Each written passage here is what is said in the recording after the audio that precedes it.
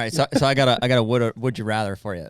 Would you rather play for the Astros and have hot muggy hunting, or come up and play for the Pirates and have a nice cool hunting season weather?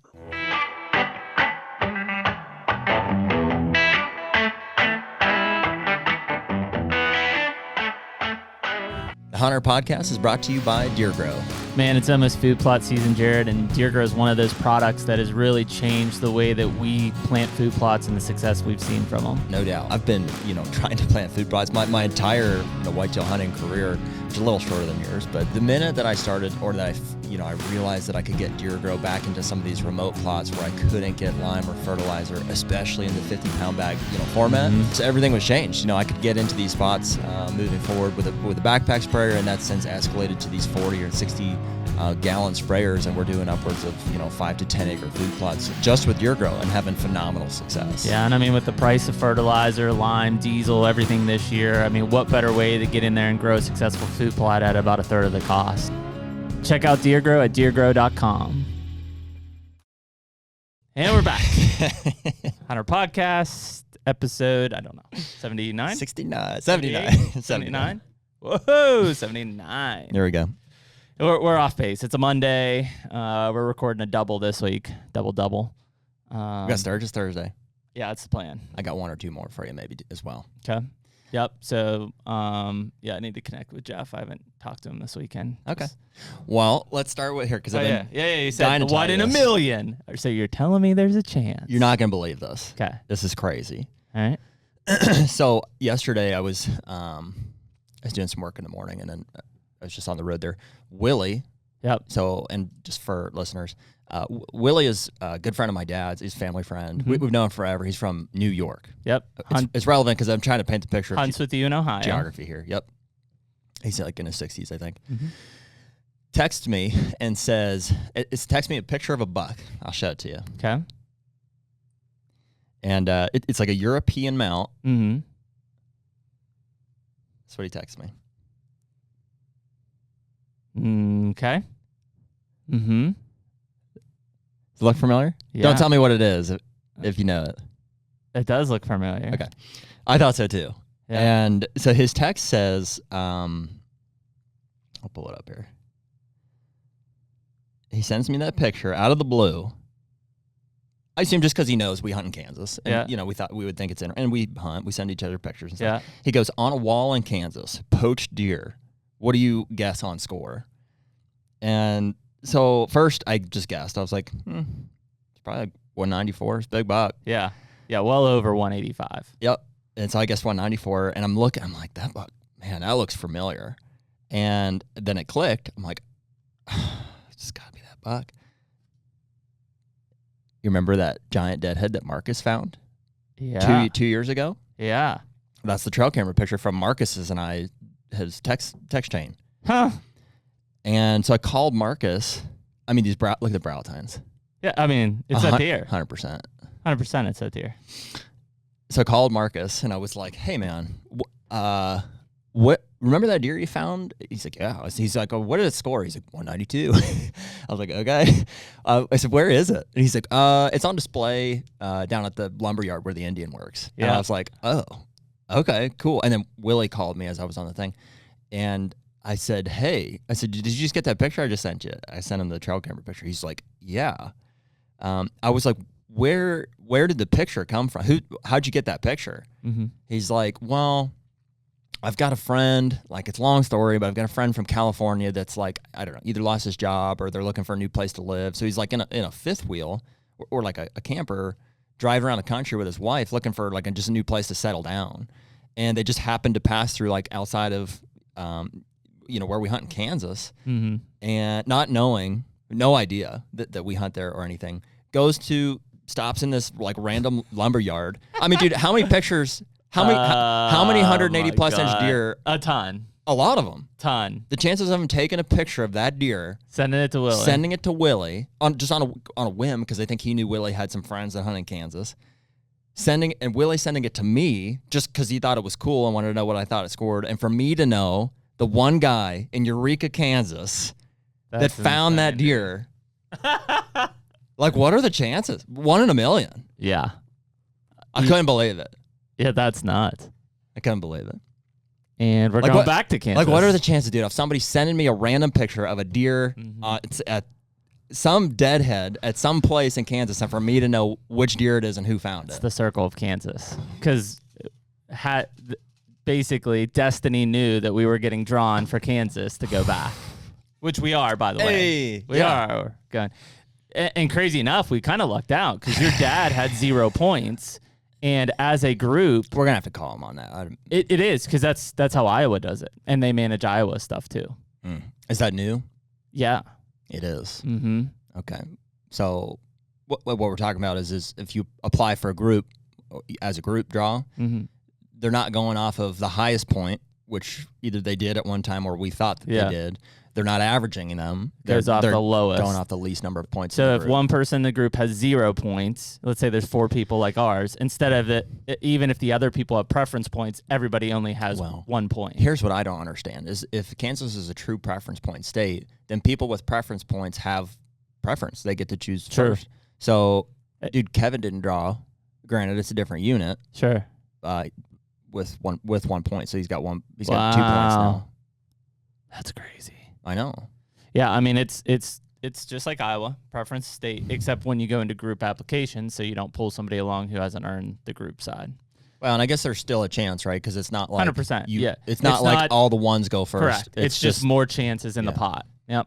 So so we got lucky, I guess. We're going back, which I'm stoked about. Yeah, it's bummed, for Kevin. That's Kevin helped set us up with some new ground down there, which is awesome. Mm-hmm. And we're not going to get to see him there, unfortunately. Yeah, that's He might come out. I think his wife's got an archery tag. 2 points, man. That's not, or with 1 point. That's crazy. I will have to look at the stats. I haven't looked at them yet. Draw stats.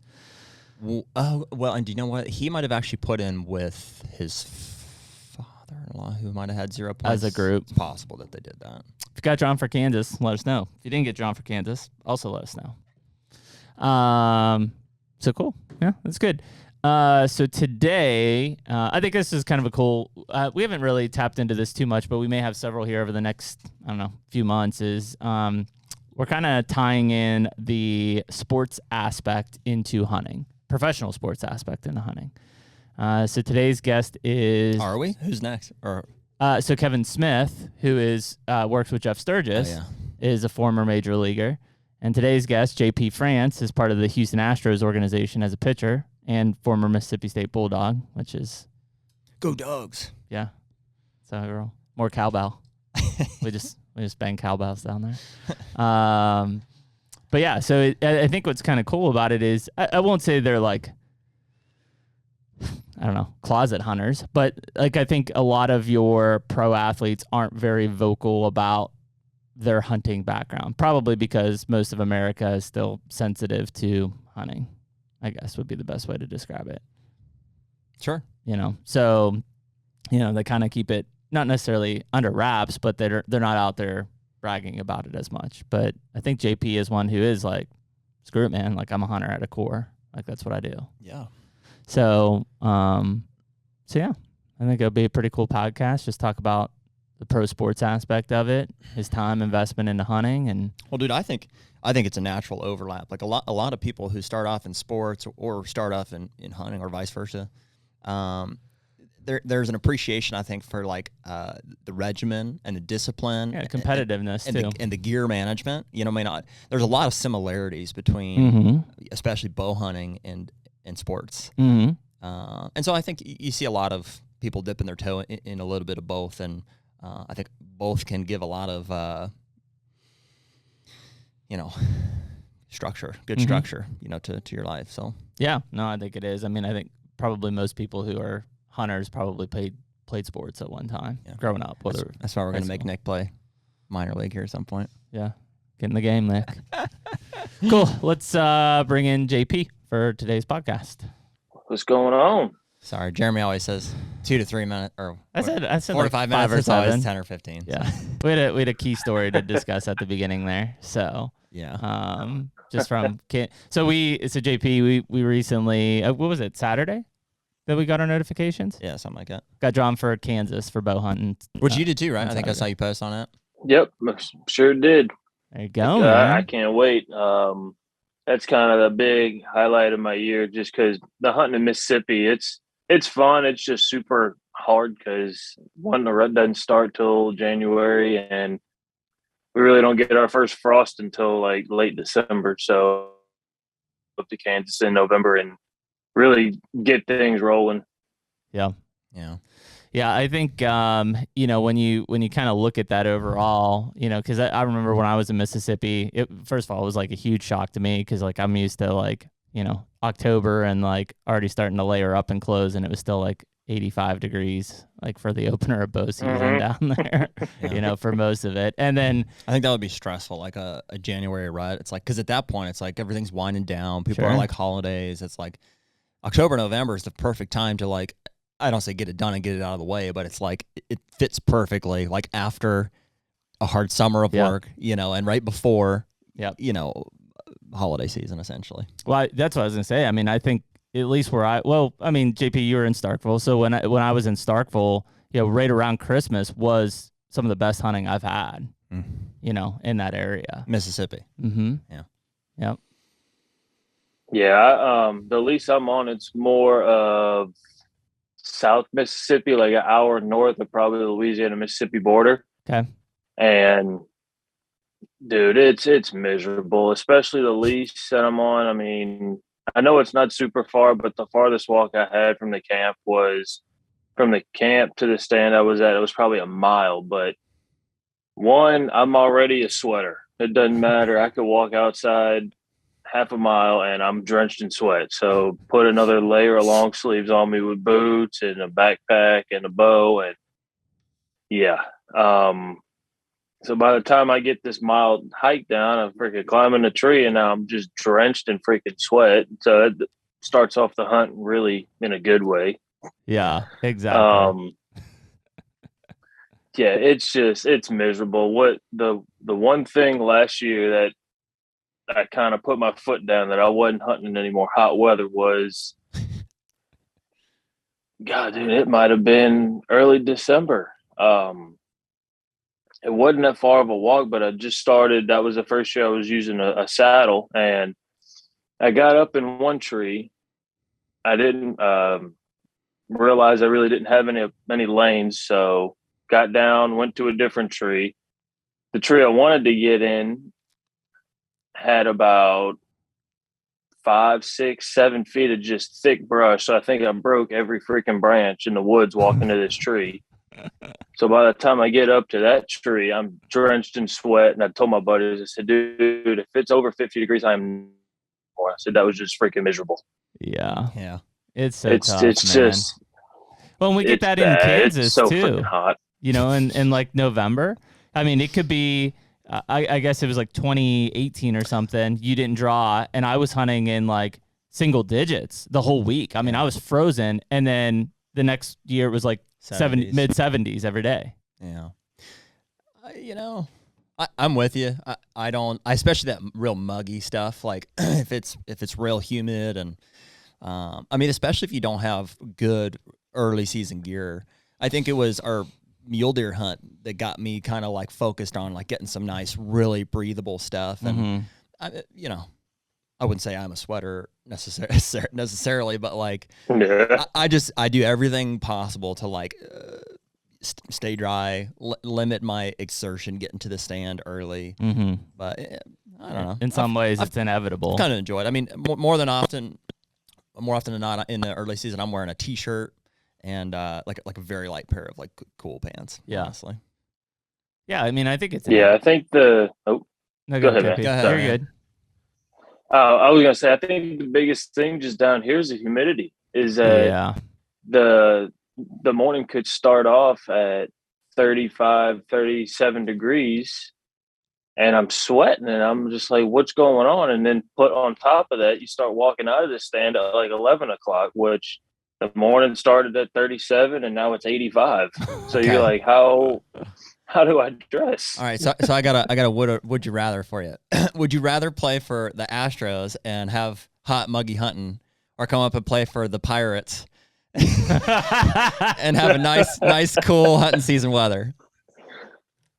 Oh man, I hope they don't listen to this. I won't make you answer that question. Well, listen. At the All end, right, there's your answer. We got it. At the end of the day, here's the thing: is per what we were kind of talking pre-podcast, JP, is like first of all, the Astros organization, especially in the big show at the pitching level, is loaded.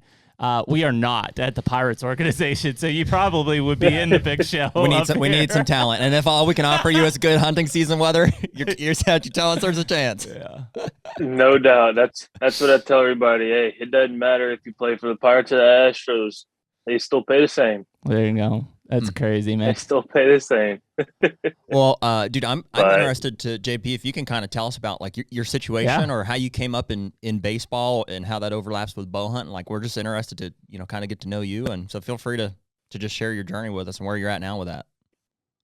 Yeah, man, I've been playing baseball since I can remember. 5, 6 years old, 7 years old. And you're how old now? And that was 27. 27. Cool. Yep. So, and that's kind of the only thing that's like revolved around my life has been baseball, baseball, baseball, baseball. That's it. Even in probably up until high school, it was just all that. It was that little white ball. That's what the focus was on. But when I was younger, we did a bunch of duck hunting down in Louisiana. Obviously, because it's just a bunch of marsh. They used to be really good duck hunting. But after high school, went to play at Tulane for the first 4 years. If anybody who has played like a sport at a higher level, whether it be college, professional, independently, whatever it is, knows you gotta do something to take your mind off of while you're in college playing ball or while you're a professional, because it's just that grind. Just it almost gets overwhelming. So that's kind of when I first started picking up a bow. I think I want to say it was in 2015. Just to kind of do something off to the side, get my mind off of baseball, because especially, I mean, I want to say it's even more of a grind in college than it is in pro ball. Because, I mean, you're up at 6 a.m. every day doing your workouts, and you got class from about 8 to 12, and then you got your lunch for about a half hour, and you got a little bit of time to hang out, then you got practice from 2 to like 6, and then you got your studying after that from about 6 to like 8, and then you go to sleep, wake up, do it again. But in college, how many people honestly go to sleep at 9, 10 o'clock? Right. Yeah. So that puts that grind on there a little more. But by me getting that bow, it was just something for me to, like I say, get my mind off of it. And then I wasn't super serious in it. It was just something to do. And then started really, really liking the whole process. Like I was telling somebody, the first bow I had was super, super cheap. I don't even know if it was freaking set up, tuned right. I shot the bow. I saw a freaking thing, the tail spinning in circles. Just trying to figure something out. But what ended up happening is the arrow ended up hitting the bottom of the rest. And it was just, the whole setup together was probably $400. So, yeah. The HUNTR Podcast is brought to you by Hoyt Archery. Dude, where would we be without our Hoyt bows? Probably shooting crossbows. or a Matthews. Yeah. One and the same. Yeah. But in all seriousness, we love being Hoyt guys because you stand out. When you're in this room full of other people that shoot these other types of bows, I feel like the Hoyt guys just stick out.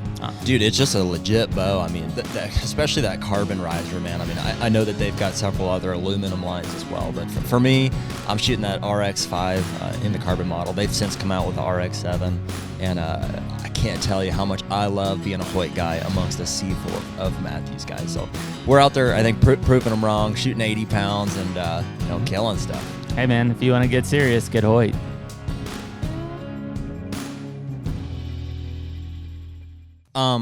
So what prompted, you said you were duck hunting like younger, like as a kid and stuff, what kind of prompted you to pick up a bow? Like what was How'd you go about It that? was just the duck hunting here is getting so bad. One, just because the birds aren't flying anymore. It's getting too hot. And then for some reason, I don't know what it was, probably about 10 years ago, everybody started wanting to duck hunt. I don't know if it was Duck Commander that came out the show, or if it was the mud boats that every company started making. I don't know what it was, but everybody just wanted to start duck hunting. And I mean, I remember a time when we went on public land, me and my dad, and we were probably on a pond, and it couldn't have been 60 yards across. And we were hunting public land. We got out there super early. We were set up, decoys out, everything. And then the sun's just starting to crack, where it's just starting to get good. Then a freaking dude with a mud boat just comes running right through our pond, and he sets up right across from us. Jeez, classic. So we're yelling, screaming. We don't. Yeah. So after that, we kind of just at him. yeah. So yeah, after that, we kind of I'll go if a buddy invites me down in Venice, but I mean, I wanted to still hunt, so I'm like, shooting a deer with a rifle for me is just, I've done it. I'm good. A deer has no chance, especially down south with a rifle. Just so I decided to make it life hard on myself and bow hunt. Mm-hmm.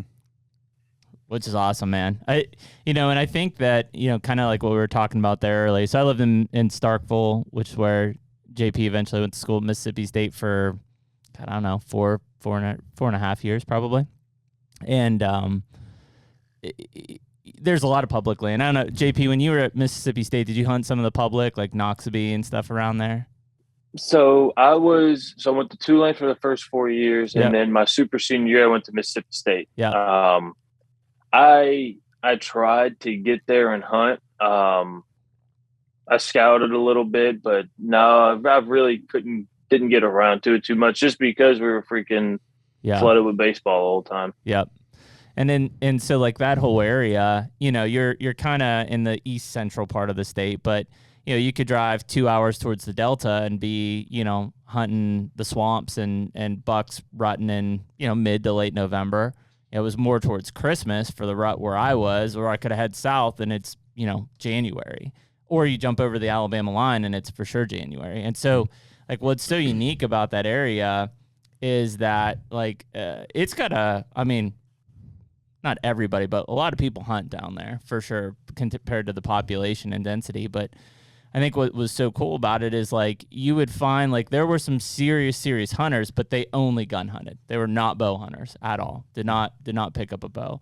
And so, like, the bow hunting, was, I would think, dramatically was the minority down there. And I don't know if it was just because of the landscape, what it was or what, but I mean, a lot of people hunted, but I think you got a lot of duck hunters who then rifle deer hunted just because it's an easy thing to adapt to versus, when you're a bow hunter, you're practicing, not year round, but for 4 or 5 months, and even throughout the season. And if you're a duck hunter, that takes up the time. So I would see like 2 definitive groups. There was like the deer bow hunter group, right? And then there was like the waterfowl guys, like very distinct differences down there.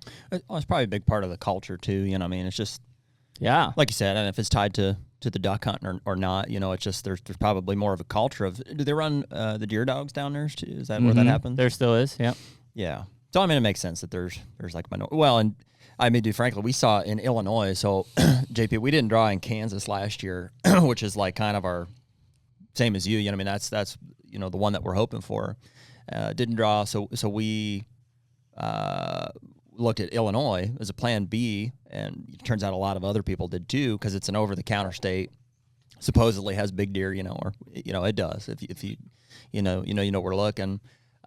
Dude, I'll tell you, we're in the south central part of Illinois, and not one single person that we ran into down there, and we ran into quite a few, came from up north. They all came from like Mississippi and Louisiana. Mm-hmm. So, and I think those are a lot of your your southern bow hunters, they kind of know what they're working with down in the bayous and stuff. It's, there's deer there, but you're so close to, some of those more Midwestern states that, most of them are heading north. Yeah. I saw that in Missouri a lot too. Did you? A lot of Louisiana come up into Missouri and hunt. Yeah.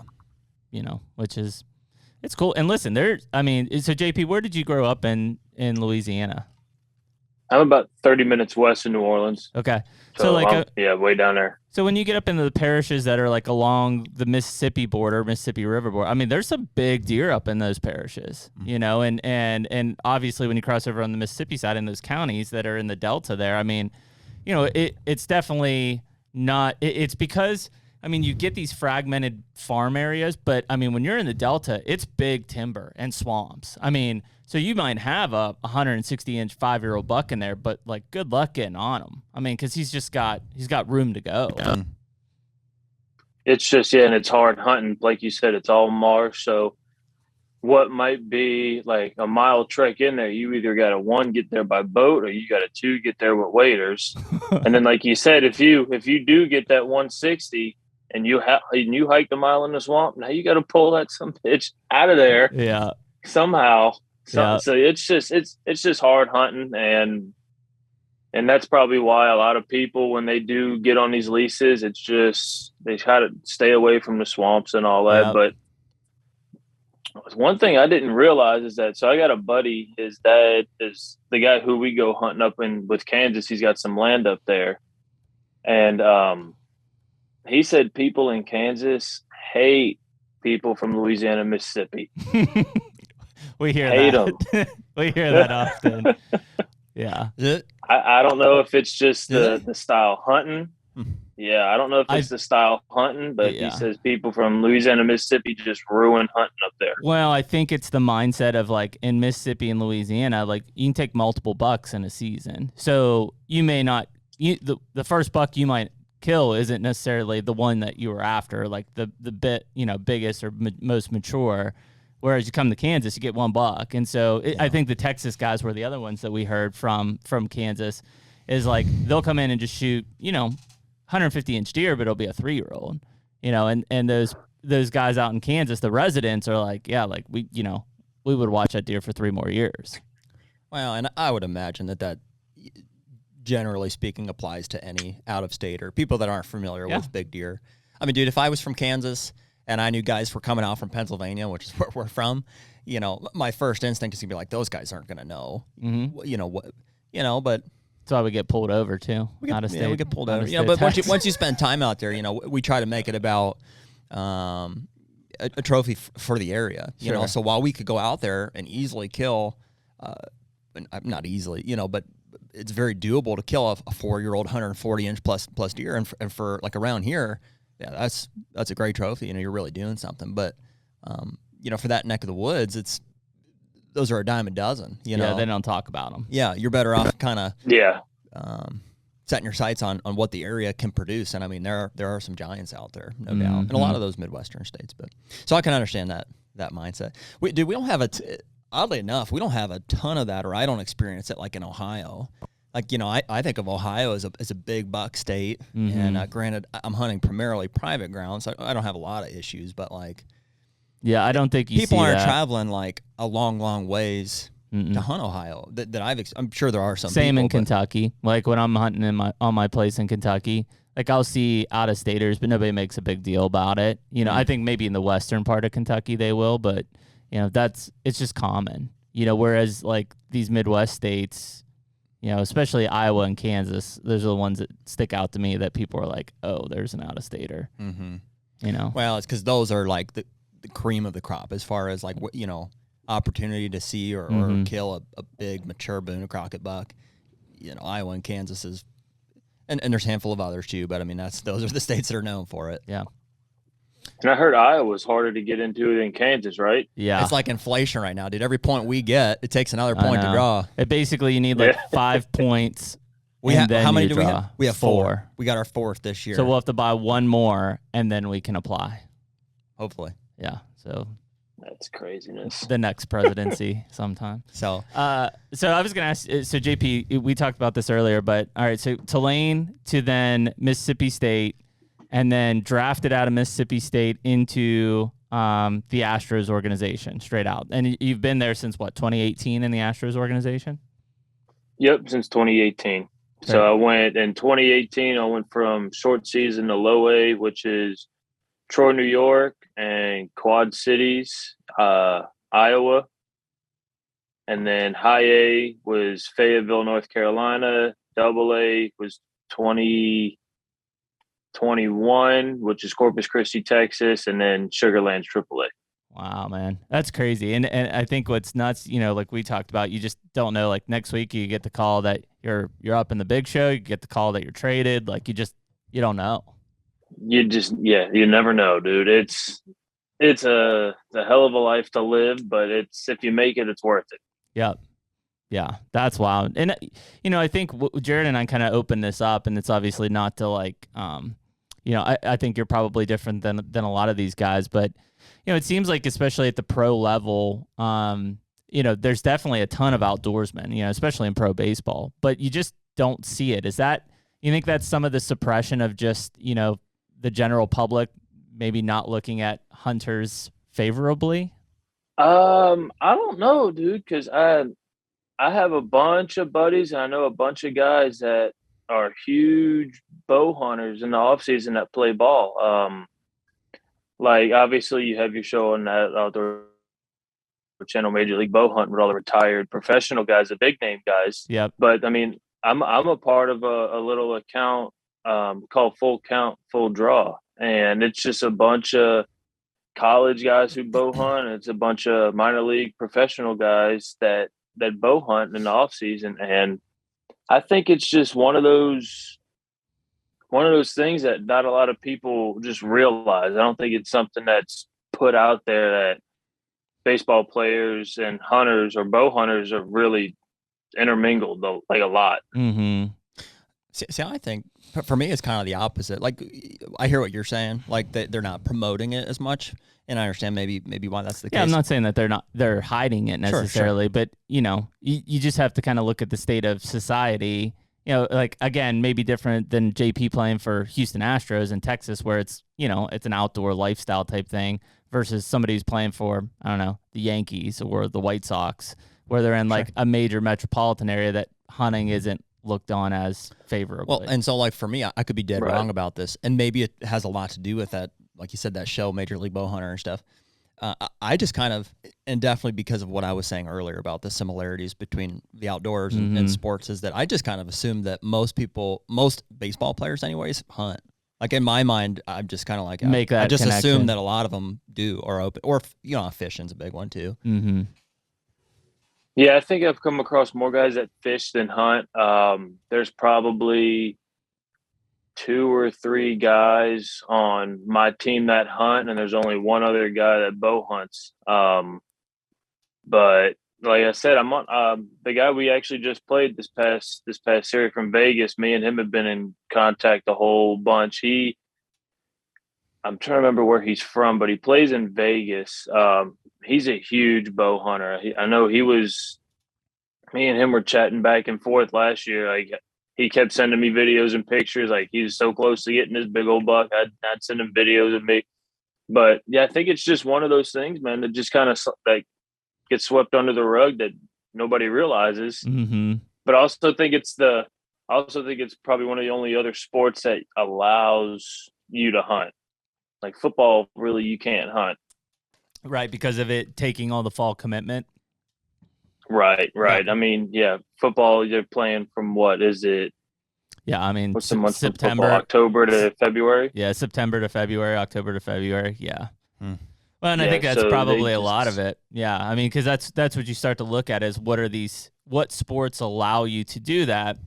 And obviously, like, I don't know, but like growing up, like I played fall ball and stuff. So, I mean, it's not like you didn't play, but like it definitely wasn't as, call it serious as like the prime spring baseball season and summer baseball seasons. Right. So, and then, yeah, and bow hunting for me, it's something like we were talking earlier. It's just something for me to get my mind off of that little white ball that I focus on from March to September. Yeah. Well, and I would think that has to be critical, man. And obviously, like, I'm not in the professional side of things, but I know just from what I've heard, especially because you're a pitcher, sometimes your own head is your worst enemy in some of those things. Absolutely. And it's so freaking similar to shooting a bow. Yeah. It's scary. Just muscle memory. It's just doing the same thing. It's pitching. It's doing the same thing over and over and over and over again, trying to do the exact same thing over and over again. And if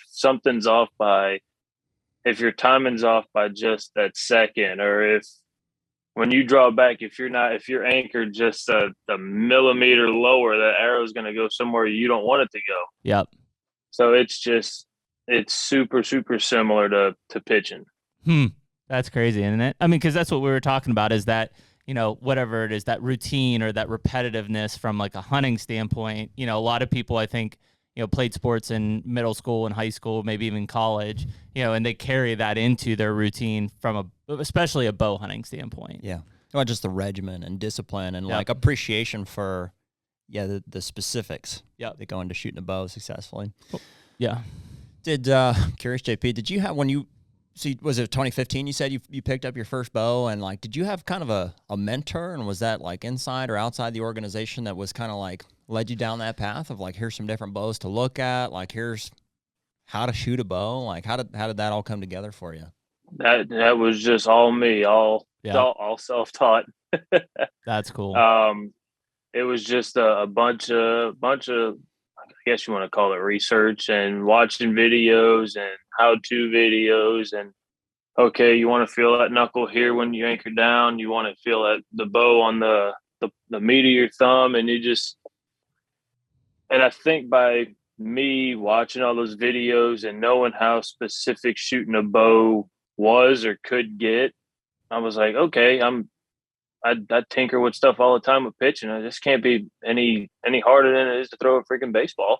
Yeah. And I mean, that's what's crazy about it is like, and again, I think you hear, in the 80s, 90s, like people needed mentors because they're what, like, where else do you get information? Nowadays, I mean, you could watch how many different YouTube videos on, tuning a bow or just proper technique, or, even when it comes down to the hunting side of things, whether you're talking about a Jeff Sturgis or Bill Winke or whoever, like you just go on and like watch those guys and they're going to give you the tips that you're kind of looking for. Yeah. Was there a primary like channel or a guy that you were kind of following that you learned a lot of that stuff from? Honestly, it was just, I just bounced around. 2015. Because I know at the time probably Dudley was putting out a ton of Dudley like, was probably stuff. doing a lot. And Bill did a decent amount. Bill Winke was doing a lot in 2015. Well, and talk about like polar opposites too. Bill was shooting with like gardening gloves and like trigger release, no D loop, and Dudley was probably ahead of his time with back tension release and all that stuff. But yeah, and I think Chris. I'm trying to remember. I think Chris B was up there too that I was watching. Yeah, in 2015. Yeah, probably. I think I'm trying to remember. I think he started I'm not sure. Professional shooting around that time. Cool, would be my guess. Awesome. That's so important, man. To just find somebody that you can kind of relate to, or to kind of show you the ropes. I mean, like for me, and I assume it was similar for Jeremy. Is like I had bows growing up, and they were just all little, dinkers, basically, things to just like go through the motions, and couldn't have killed anything with it. I did kill a raccoon with it one time. And a neighbor's cat, probably. It was always my goal to like be able to pull my dad's bow back. Yeah. And just more out of like manliness than anything. I'm like, I gotta be able to pull that thing back, and eventually I did, and it was it was way too long, and you kind of went through the natural progression of like, once I could do that, my dad's like, well, probably dry do you want a bow? For sure. Well, he was shooting fingers and stuff anyway. So, and then I, Tim and Jason at the bow shop, Ultimate Outdoors, kind of gave me the basics. Here's how you want, because obviously my dad was doing it all wrong, And so once you get kind of the fundamentals down, then it's just practice. And I mean, dude, years and years of doing it wrong, and messing up hunting opportunities, learning the hard way that like extra layers of clothes are messing me up, or I can't anchor correctly because of my elbow gap here. And so now finally I'm 29 now. So it's taken me 20 years, I guess, to like Yeah, I'm 38. I'm still learning. get through it, figure all that stuff out, beat target panic finally to a point where now I feel very comfortable with my bow. And I see you're sitting back there too. I think we got a similar setup there, JP. But anyways, I was going to ask JP on your side, just because, again, you know, your body, your arm, that's your future. Does anybody, or even in your own mind, do you ever, I don't know how to put it, I guess, freak out about, you know, injuring like your shoulder or anything, pulling bows and stuff? Or do you take that into, you know, mindset? Like, I don't know, what are you pulling? Are you pulling just the 70-pound limbs on yours, or? No, I got 80.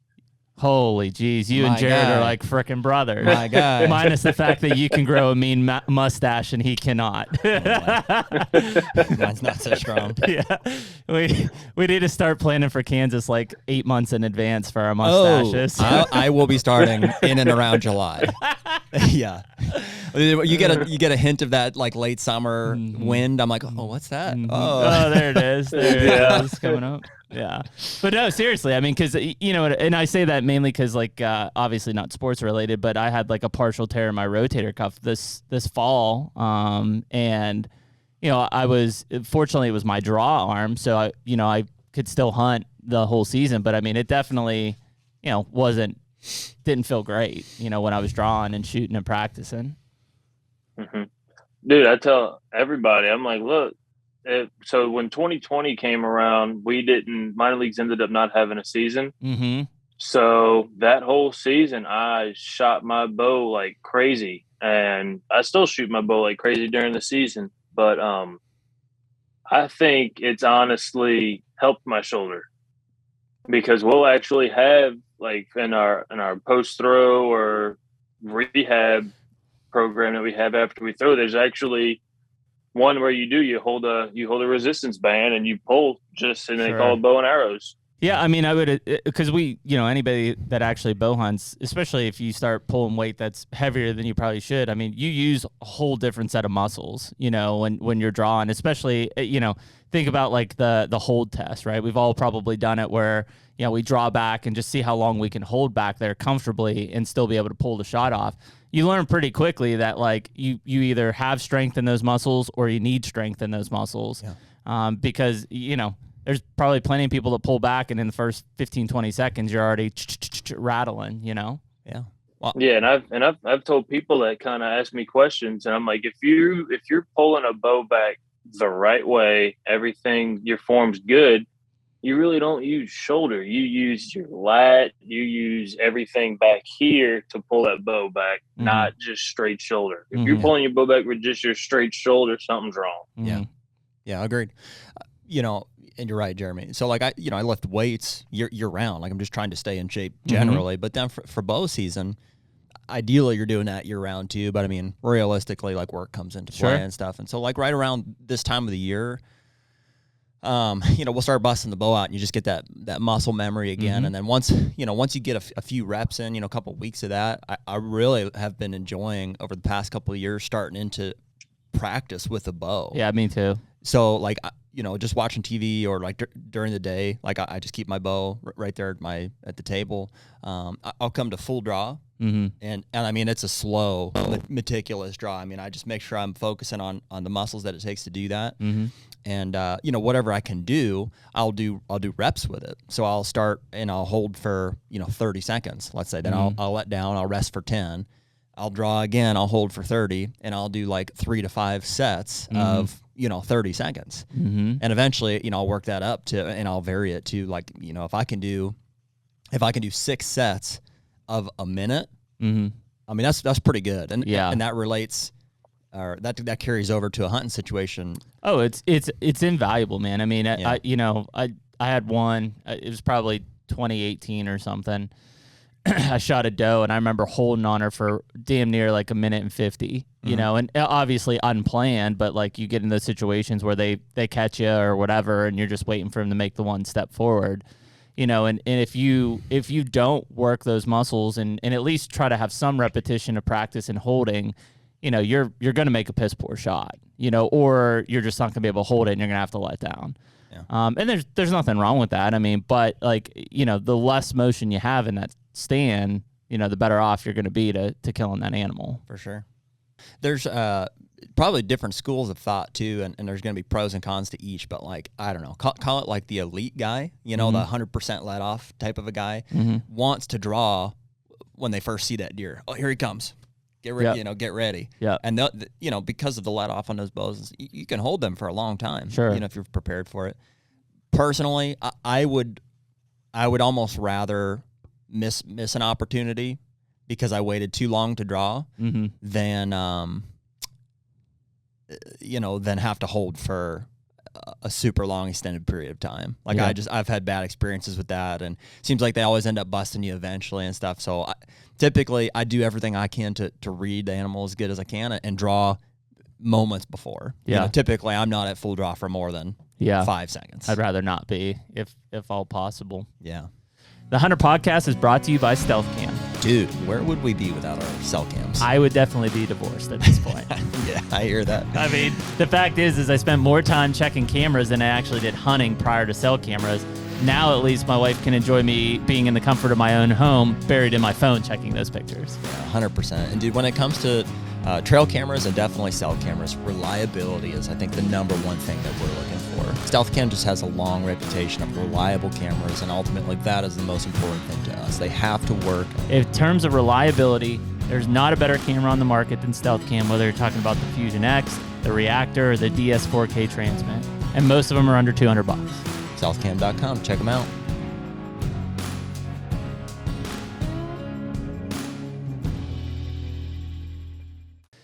So, JP, obviously, end goal here is get you into the big show, right? And, obviously your schedule's hectic as it is, but, the moment you hit that big show, I mean, you're moving out and about, traveling a lot at that point. And again, if all goes as planned, hopefully it's into the fall, right, for playoffs and stuff.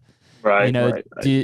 Do when you think about that, do you think that will, I mean, obviously it will affect your bow hunting a little bit, but how do you think that you could keep in that same mindset so that when you're finally out of season, you're like, all right, I can jump in the stand, I can get rolling. Is it that kind of repetition and practice type of thing? Or do you think you're pitching, and just those constant motions and mindset like that helps you jump right back into it? I think that what you just said kind of helps me jump right back into it.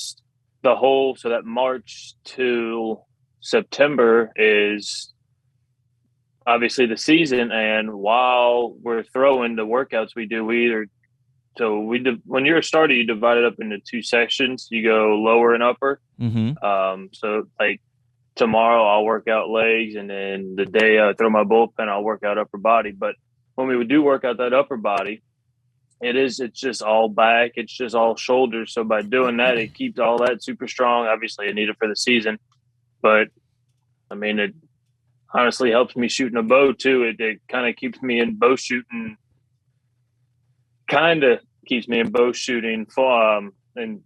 shape, but not really. Everybody knows that shoots a bow. It's just, that's different. Yeah. Because the first time I picked my bow up, probably last month, me and my buddy would go shoot archery range over here. And, man, I was drenched in sweat. And then probably by my 25th hour, I was already shaking. I'm like, man, I got to get back into this. Yeah. Isn't it crazy? I mean, I think it does come back fast. Like once you get back into it and stuff, and even if it's shooting 10 arrows or 20 arrows a night, like you find your rhythm again. But those first few shoots back out, I feel like I draw back and I'm like, my bones are creaking. I'm like, all right, now I'm into this thing. And it kind of puts in perspective when you realize there are a lot of guys that pick that bow up the day before season and send one down and are like, yep, still on. Like a rifle. I mean, that's what you would do for a rifle. You go out, blow the dust off, set it on the rest, shoot 100 yards. Yep, she's still on. You're ready to go.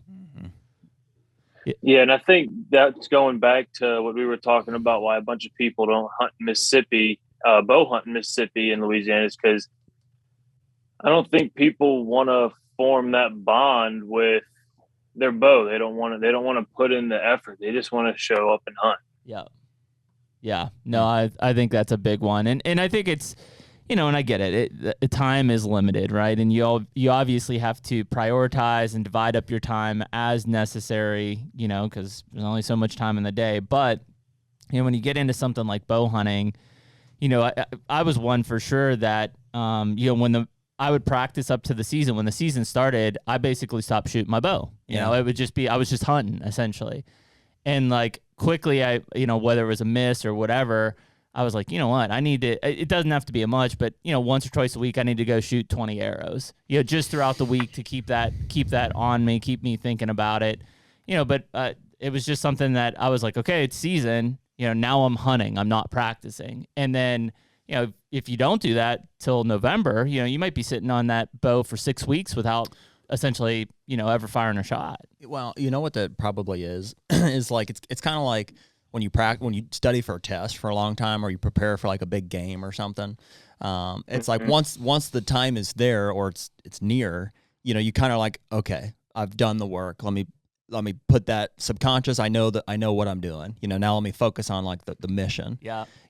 And where that kind of doesn't work, or it starts to fade over the course of a deer season, is it's a long season. Mm-hmm. And so while maybe for the first couple of weeks you do have that, those skills are still sharp and stuff. Like once early mid-November starts to set in, you've already hunted 5, 10, 15 times, maybe you haven't shot your bow nearly as much. You kind of start to lose that edge a little bit. And so, yeah, there should be, I do think it should probably be maybe a little less. Like, I don't think you need to shoot your bow as much as like throughout the summer months, but there should be enough there to like keep you sharp, make sure you're still on it. Well, I think that's where the sports mindset comes back in, is like during the season, you're even like whether you pitch or play a game or whatever, you still practice throughout the season. It's not like you're just playing games essentially. Right. And so it's right. that same mindset.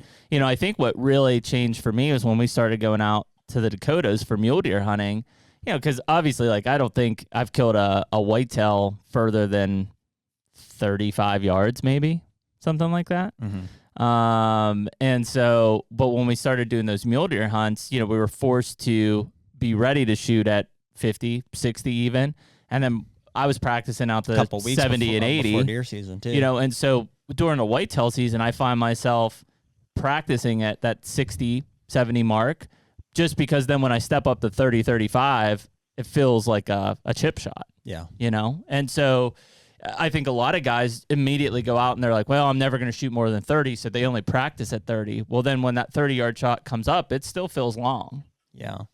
That's funny how much of it is, funny how much of it is mental too. Cause dude, I noticed like if I'm holding tight at like 60 yards, sometimes if I move in and start shooting 30 yards, I'm like not as accurate. And that's obviously doesn't make sense, but I think it's just because like you realize how hard it is to shoot 60 yards. So your focus is peaking. Yeah. And at 30, I'm just kind of like, I got this. And then my accuracy kind of just slinging down. Yeah. Yeah, no doubt. And the biggest thing when I start to back up like that is just telling myself, just trust the bow. The bow's gonna where the pin is where the arrow's gonna go. Just trust the bow, let the bow do its job. All you gotta do is get a clean shot. Yeah. Yeah, that makes a lot of sense. Yeah. Yeah, don't make that arrow go there. Well, and I don't know if that's where you get these call it buck fever or whatever. I mean, I think target panic is different than the buck fever aspect of things, right? One is like where I'm like really practicing type of thing, and the other one is like the situation, although some people have both. I think that like, because I've seen guys who are amazing at target shooting, and frankly, they couldn't kill a deer if their life depended on it when the situation arises. Like they just freak out mentally. Yeah, dude, I'm not sure which one is worse, honestly. Yeah. Fortunately, I don't think I've ever really I mean, everybody experiences buck fever, but I mean, I don't think I've ever really suffered from it to where it's impacted a shot. But I know several people who like, I mean, it cripples them. Yeah. It cripples them. They just don't know how to like stay calm during that situation. And maybe they're a great shot, but when they have to stay calm through that, they can't do it.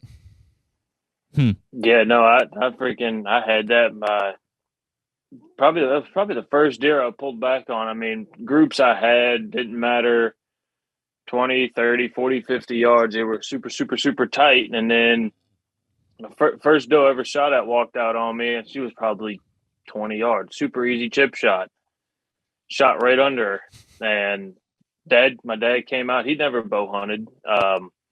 He came out. We found the arrow stuck in the ground. There was no blood. He goes, "Dude, I see you shooting the target all the time. How do you miss that?" And I was kind of playing it back in my head. I was like, I didn't even look sight. I said, I just pulled back at 20 and then put the pin on, and that was it. Yeah. But he's like, "Dude, I see you I see you shoot these arrows in these targets, and you freaking don't miss. All of a sudden, a deer gets in front of you, and you miss." Yeah. Well, you hear That's that. a different thing. Yeah, I mean, you hear the guys that basically say, like almost to where their bow feels like 100 pounds. Like they can't lift their bow up to reach the target. Like they just, it's all mental in terms of how they freeze and lock up. But I mean, it's it's a serious issue, and I think that the only way that you get better at that is by being put in those situations, essentially, and being able to work on them. Well, that's why it's so important, I think, to like make your practice as realistic as possible. Whether that's just hunting from a tree stand or buying a deer-shaped target. You can get these Glendells and Reinhardts, like all these different things. That's made a big difference for me. Just to. I mean, putting an arrow in a bag is a totally different thing than taking a life. And the repercussions associated with that, I think I have subconscious effect, whether you acknowledge that or not. And so to try to make your practice as real as possible and to imagine it like a real thing. I know that shooting them deer targets made a big difference for me from an aiming standpoint, and just like, I mean, it's close.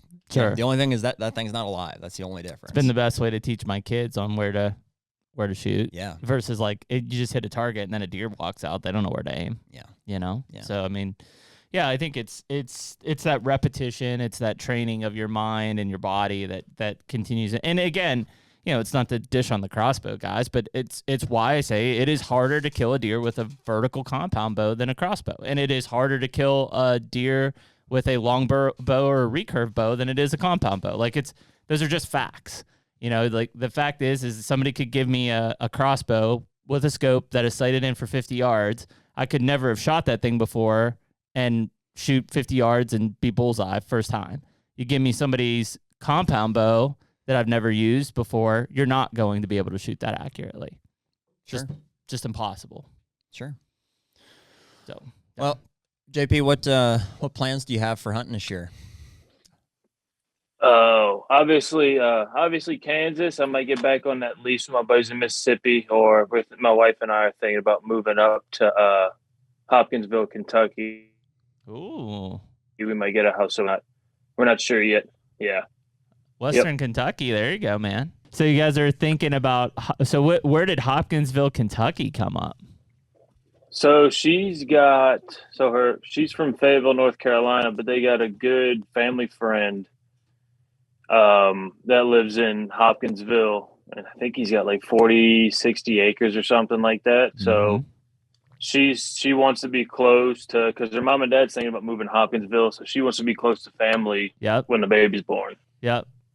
So that's an option. How does that affect your travel to Texas for playing and stuff? It won't be bad because in March, for at least the Astros and a couple other teams report to Florida for spring training, and the other half will go to Arizona. Yep. So from September to February, we'll just need somewhere to call home base, and then from March I'll go to Florida, and then from Florida I'll go to, if I'm sold the Astros and not with the Bigs, I'll go back to Sugar Land. Gotcha. Yep. Yeah, it wouldn't be, I mean, from September to February to be in Western Kentucky would not be a bad place for a hunter. Not at all. Not at all. Yeah, that's. I can think of a couple. I can think of a couple worse spots. Yeah, no doubt. Well, especially because our Kentucky openers first week of September, Velvet opener. Oh, that's it. I forgot Kentucky's that early. I forgot about that. Yeah, it's it hot. opens up the same time. You'll be sweating. You will be sweating, but I mean, chance at a giant velvet buck is always worth the sweat. Yeah, no doubt. I mean, I'm used to the sweating, just not a giant velvet buck. Yeah, sweating for no good reason. Yeah, I get that part. Yeah. Of it. Well, Yeah. and the cool thing about that Western Kentucky part is you've got Missouri's like an hour away, Illinois is like an hour away. Yeah. I mean, you've got multiple states like definitely right there. envious of those guys who are like closer to the Midwestern states. Like for us, dude, it's a big deal. It takes us like 16 hours to get out to Kansas. Yes. You know. Yep. But I don't know. Every time I complain about something that's like, you know, our situation or whatever, it's like I have to appreciate the fact that it's because it's so far and because it's such an adventure. You know, that's what makes it so fun for us. Like it's a bigger deal, whether they know it or not, for us to make that 16-hour journey than it is for somebody from Missouri. Sure. Even though it's probably better hunting to pop across the line. Yeah. I mean, it's a huge deal for us. And I mean, you get frequency. I mean, so like when I lived in Missouri and was hunting Kansas, like it was a 4.5 hour drive to where we hunt now. And so I'm not saying I wouldn't trade it for that. No, I mean, so I gave that, you know, I gave up a lot of Missouri hunting to drive that 4.5 hours to Kansas and hunt, and it paid off. But like, yeah, I mean, I think now it's just the hardest part about living further from where you want these like big destination hunts to be is typically it requires more pre-planning, you know, so like we typically say, okay, this third week in November is when we're going. And if the weather sucks, then it sucks for us, period. Mm-hmm. That's just how it is. Like you can't, because you're not close, you can't say, well, let's wait for the first cold front in October because we don't have the flexibility. So, by the way, I pitched the opener. Mm-hmm. It's not a no. Oh, you pitched it to your wife? Yeah. It's not a no. It's not a no. So you're telling me there's a chance. It's definitely, it's a tight turnaround. Yeah. So, like, we're leaving the 16th, I think, for an elk hunt. For the elk hunt. Mm-hmm. And the season opener in Kansas this year is the 12th. It's a real tight turnaround. So we could potentially do like the 10th, 11th, 12th, hunt one day, hang stands the first two. Mm-hmm. But you're not going to get home till at least the 13th because you're going to hunt the evening of the 12th. Yep. Then I got the 14th, 15th at home to just like regroup real quick. We'll see how that plays out for you. Well, so I'm putting that tentatively on the table. Tell me there's a chance. Well, because that would give us a day or two to have corn on the ground, and one day to just take a stab at it. Kill a velvet giant in It'd be pretty cool, right? Yeah. Yeah, I'm not. I mean, I'll hopefully have already killed one in Kentucky by that point. That's my plan. Yeah. So yeah, man, it's I think the cool thing is when you get around a group of bow hunters, and it could be any hunters, I guess I shouldn't say just bow hunters, but, you know, and you start looking forward to those trips, like whether it's Kansas. And I mean, I didn't hunt out of state until, you know, I was in my mid-20s probably. You know, my dad didn't hunt out of state till he was in his 50s. You know, but when you start to like go from a state like Pennsylvania to Kansas and you experience Kansas, you're like, oh, like this is what they mean when they talk about like Midwest deer hunting. Yeah. It's just, it's mind blowing. Like I've never seen anything like it. Well, dude, I'm so excited to take my dad this year. Yeah. He's never hunted deer west of Ohio. Yeah. And he's killed, I'm trying to think what his biggest deer is. He killed a 150-inch buck, you know, on our farm. Mm-hmm. And, but he has no idea what he's getting into here. Yeah. No idea. Yeah. I mean, Kansas is just like, you know what I mean? The big show. It is. I think that's like it's unreal. I had 2 years ago, I had one come out on me. We had a bunch of pictures of him and stuff. He was probably, you know, we were hunting late now. We were probably in December or late November, probably late November, early December. Post rut. And I had this deer walk out. He had to be 180, 190. And that was probably the biggest deer I've ever freaking saw in my life, especially being from Louisiana. When he stepped out, he honestly looked like a freaking mule deer to me. Yeah, I was like, oh my God. But then those freaking deer are so much smarter than I am. He was either always standing behind a spike, because at this point I think I had like 7 or 8 deer at this feeder. He was either standing behind the spike or he was always standing behind the feeder. And then I saw him finally starting to work his way around. I drew back. He went right behind another spike. And all of a sudden, I might have had 3 or 4 spikes there. All of a sudden, these 2 freaking spikes started going at it, fighting. he wanted no part of it, took off running. I was like, you got to be kidding me. But after I told the guy we go hunting with, after I told him what deer I saw, he goes, dude, that deer's pre-rut, during the rut. He goes, that's a 300-pound deer. I said, oh, he was every bit of 300 pounds. Yeah. He was just a monster. It's crazy, man. That is a big difference. I mean, I'm we've all killed probably mature bucks and, seen what a 200-pound deer looks like. In Kansas, there are legitimate 300-pound on the hoof deer, and they're monsters, and they're tough as nails, and they live in some nasty environments, and they get old too, and all of those things is what makes it such a cool experience. I mean, you could pattern deer, and you could see bucks on camera, but like ultimately you never know what's going to show up in Kansas. What's over in the next pasture, what's in the next drainage. You just don't know. I mean, that 200-inch typical deer of a lifetime could come out of that drainage and nobody ever seen them before because it's just remote, right? I mean, that's the key here. You just have to be remote to get these deer older and further along in their antler growth cycle. So I think that buck, I think we figured out he was probably 6 or 7 years old. He was old. So that's a friend's piece of private property that you have to hunt up there then? Yeah. So a guy that I played ball with at Tulane, his dad, he used to lease like 3,000-4,000 acres from a farmer, but I think now the farmer wanted to go up on prices. So now he just owns, I think, 200 that we're going to hunt up there. Mm-hmm. Awesome. Yeah, the right 200 is all you need, man. I mean, we have a couple leases out there, but frankly, we hunt as much or maybe more public than we do even our leases. It just kind of gives us some options to bounce around with 4 guys. Mm-hmm. Yep. Yeah, and I want to get into the public hunting thing up there. It's just back home, I don't have really anybody to bow hunt with. It's literally just me. And the lease I'm on right now in Louisiana, there's only one other guy that bow hunts on that lease, is a rifle hunter. Yeah. So there's nobody I can really call up and be like, hey, you want to make a bow hunting trip or anything like that? So. Yeah, well, you got we two could guys probably now. we could probably help you with that. Check this out, man. This is a public land Kansas buck. Yep. That I'm hoping to catch up with this year. This was 2 years ago. 2 years ago. It was probably a 4-year-old, and we found another deer that at the time was 5 or 6, just as big, giant, 8-point, 100 yards away from there, also on public.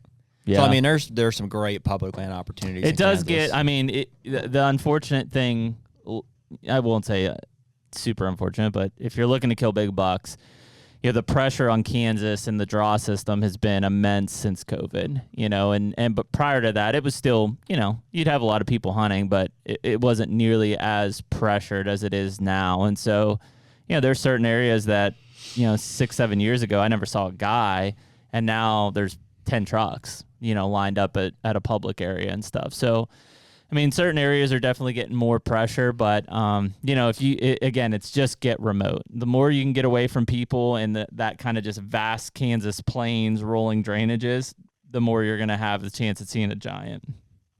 Yeah, you got to hunt where nobody wants to go. That's it, man. Yeah, and I mean, the harder it is to get there, more likely that there's a giant back there. So I used to take a kayak down into where this one was at. I know why you keep saying used to, because that's probably how you're going to get there again. No, I'm going to get smarter this year. Pulley system across the river. That's right. A little hang glider. Yeah. Drone. Yeah. You should probably just put waders on. You probably could wade across that thing. No way. Chest waders? No. You don't think so? No, dude. It's a sketchy river. It's at least 10, 15 foot deep. In spots. There's other spots you had to drag the kayak over. Yeah. We'll just put a zip line across there. I got a strategy. All right. I trust it. Sounds like you going hunting Louisiana with all that work. Yeah. You know what, dude? That kind of terrain is my least favorite. I've always said, you ever see that show Naked and Afraid? Mm-hmm. I've always felt like that was pretty doable. I was like, man, if they drop me off I could probably swing that anywhere except like Louisiana or like the bayous and stuff. I'm just like, dude, the snakes. Well, that's what I was gonna say. We were, JP was talking about like how to get back into some of these spots, and like, I'm a northern guy, right? So I get on the Mississippi. It was like first year there. It's December, but it's 50 degrees. But it's rud. I mean, you want to get back in there. So, in the South, especially in like December, January, I mean, we get some rain, and I mean, it'll flood things out, right? Which is good for the duck hunters, bad for the deer hunters trying to access back end spots. And so I had probably about a mile walk into this back spot, and we had gotten a ton of rain. And so, I'm wading through this, like what normally was not like a swamp, but had now, flooded up to like knee deep type thing. You're sloshing back through there, and I look and was like, what the hell? It's like beavers or something, like going through. And then I realized they're freaking water moccasins. Their heads just look like a damn beaver head. And those things are freaking, dude, I was like on the water, like running off of that thing. Yeah. And I was just like, all right, I've had enough of this kind of stuff. It's December, I'm deer hunting. I don't need to be worried about moccasins chasing me down in the swamps. Yeah. Oh yeah. Yeah. I mean, I'd honestly rather deal with hunting like that than, because I got some family that lives out like probably an hour south of San Antonio, and dude, I freaking mountain lions, snakes, dude, everything out there. Yeah. And I'm just, at least with a water moccasin, you kind of, you can see them from afar. Those freaking rattlesnakes over here. Yeah.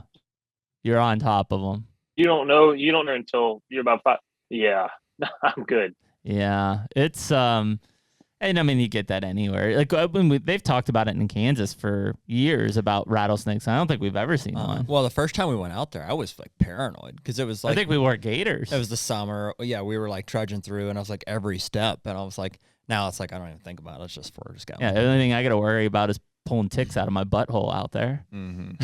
Like that's about it. Yeah. Especially in the summertime. The Dakotas too, man. And I'm sure they're out there, but we've hunted for 2 years and haven't seen. I've seen more snakes in Kentucky, rattlesnakes in Kentucky, than I have in any of those other states. Yeah. So yeah, it's anywhere you go. Well, they talked about it in Shawnee National Forest when we were out there in Illinois. We started looking up, and they've got all these like, snake celebrations. I don't know what the hell they were.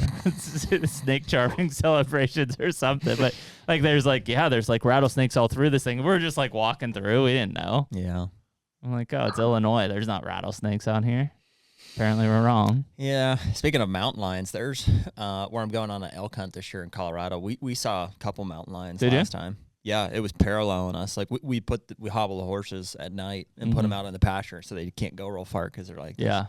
And yeah, there was a few nights there was mountain lion kind of pestering them, and we saw it kind of going back and forth. That's wild, man. Those things. Yeah, the place I go in Kansas, they the guy who owns the property, he was like, yeah, we got a mountain lion on camera around here. I was like, no, you didn't. I was like, don't stop messing with me. He goes, no, I'm telling you, we caught a mountain lion on camera. I think he said a year ago. So I went on, they dropped me off to go to this stand. I walked through this big thicket, opens up to a little tripod. He said, all right, we'll shoot you a text when we're here. I said, all right, and I'll make my way down. They shoot me a text. Nothing. I didn't see anything that day. They shoot me a text. All right, start heading out. So I start walking through that thicket again, start heading back. When I get to the truck, they're like, "Oh, by the way, that's the stand we saw the mountain lion in." They said, "I told you, Dad, I was gonna put a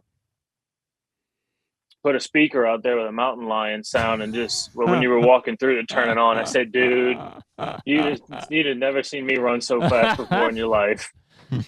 That's crazy. They do find them every once in a while out there. Missouri has them every once in a while that coming through. These things travel, man, far distances. It's wild. Is there a recent report of one attacking a human? Probably out west, California. Yeah, probably California would be my guess too. Or Nevada. I know they killed quite a few of them in Montana. Like they hunt them fairly regularly. there's just no escape from those things. You can't get away from anywhere you go. They climb. They're fast. You just you can't get away from those things. Yeah, if they want to pounce you, they're on you. And I mean, they just because the hunting on them is so restricted. They're just like coyotes. They're just continually encroaching on these urban areas. Especially in like California and stuff. I mean, you go to like L.A. County and stuff down there, Orange County. Like they're in the backyards of these people. And they're just going to continue to lose fear of people because of that. So, dude, I never realized how smart those freaking coyotes were. We had a problem back home in Louisiana. What they would do is they would walk through our neighborhoods, and the people that would kind of just keep their dogs outside or whatever, the coyotes would actually walk up to them and like start playing with the dogs, like they were just another dog. And then they would head off and run into the woods, and the other dog would follow it, trying to just playing with the coyote. They would get in the woods, and they'd have 6 of them waiting for that dog, and the dog's done. Dang. Yeah. I didn't realize how smart those freaking things were. They just keep producing, too. They're wily. The Wileys. I've seen a bunch of foxes lately. Have you? Yeah, and around my house. Yeah. Yeah, just a bunch. Nice. Well, cool. Well, so let's see, JP. Well, first of all, thanks for coming on this morning. Number 2 is we'll be watching. Obviously, now, man, we're waiting for your call to the big show. At this point, that's probably what'll make our podcast big is when JP goes to the big show. And they'll be like, they'll just start. We'll be like, we did that. Yeah, that was us. They'll start Google searching. Yeah. They'll be like, who's this JP France guy? Besides him having a spectacular mustache, like what do we need to know about this guy? And then they'll find the HUNTR Podcast, and that'll be it. Start. There you go. Start him right there after. There you go. That's it. Are you a righty? Yeah, I'm a right-hander. Yeah. I was wondering that. Yeah, just and that dude, it's crazy. Our draft class in 2018, it was I think we had one lefty in our draft class. It was all a bunch of 6 foot, 200-pound right-handed. That's it. And it was weird because like how different organizations look for different things. Sure. Like the Rangers, they really try to get guys that pass the eye test that are like 6'5", 6'6", like your typical big slingers. When somebody says, "Oh, that good pitcher," that's what they look for. Mm-hmm. Whereas the Astros are more tied into, at least from what I've noticed, is that they're more tied into like numbers and stuff. Mm-hmm. Like how everything spins, how everything moves, and just all that. Mm-hmm. Very cool, man. Do you? But no, it's crazy. Do you wear the specs when you're pitching, like Wild Thing, Charlie Sheen style? I do. I got a pair of Oakleys that I wear when I pitch. Very so it's nice. the glasses and the stash. Oh my gosh. Freaking batters are scared shitless at this point, man. It's like we were talking. You said your wife was the only one who didn't like the stash. She's just pure intimidated from it. That's probably it. You just don't want to admit it. Oh, it's funny, man. Well, listen, dude, stay in touch with us. We seriously will be watching your career here, man. We wish you the best of luck, and we should get together for a hunt or something sooner than later. Absolutely. Appreciate it, guys. Cool. We appreciate it, JP. Thanks, buddy. See you, man. Yes, sir. Thank you. Word. See y'all. Cool. Yeah, man. It's funny when you get in. Number one, cool to see like-minded people like JP, obviously, and but it is funny when you start to look at it, especially in his mindset of being a professional pitcher, is like it is that just it's exact repetition. Shooting your bow and practicing your bow is the exact same thing as you're doing when you're pitching. Yeah. I'm sure just like bow hunting too, it's good therapy. It's hard to focus on anything besides. Sure. Well, and like you said, it eventually, your own head's your worst enemy, whether you're talking about your bow or talking about sports and pitching or whatever. You get inside your own head that something's wrong, and I mean, something seems wrong on your bow, and it may not be. Yeah.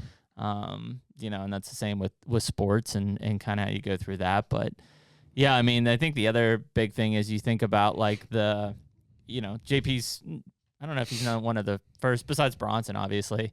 He was one of the first like Southern guys we talked to, that deep South hunting, Louisiana, Mississippi. And I mean, dude, there's some big bucks down there, but you hear it over and over again. It's tough hunting. It's tough territory. It's tough habitat. It's swampy. It's big timber.